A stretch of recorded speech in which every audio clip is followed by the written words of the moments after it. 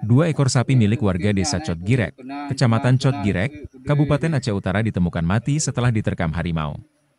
Dua ekor sapi tersebut ditemukan dengan kondisi mengenaskan.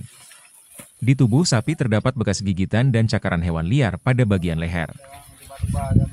Sedangkan satu ekor lainnya hanya tersisa sebagian.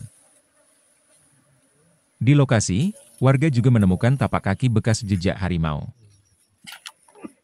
Kondisi ini juga membuat warga sekitar resah. Pasalnya lokasi tersebut tidak jauh dari permukiman penduduk. Sebelum-sebelumnya pernah nggak Bang kelihatan harimau berkeliaran di sini sebelum ditemukan sapi ini? Kalau daerah kawasan sini nggak pernah, cuma bekas-bekasnya aja yang jumpa sama orang di kawasan sekitar 2 kilo lah dari sini. 2 kilo di dalam areal hutan. Nah, cuma di situ ada bekas-bekasnya yang raja tapak itu satu, yang babonnya satu, anaknya kecil-kecil 2. Menindaklanjuti laporan warga, BKSD Aceh melalui Seksi Konservasi Wilayah Lok Semawe dan Resor Eksitu Aceh Utara turun ke lokasi untuk melakukan observasi.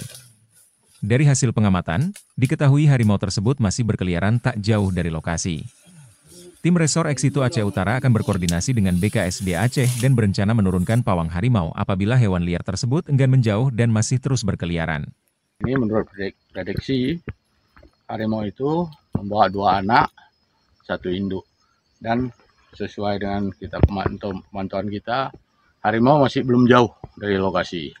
Dari hasil sementara kita temukan ya 2 bangkai sapi hasil terkaman harimau.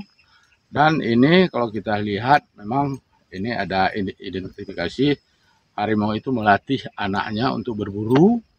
Dan yang satu lagi memang itu dimakan.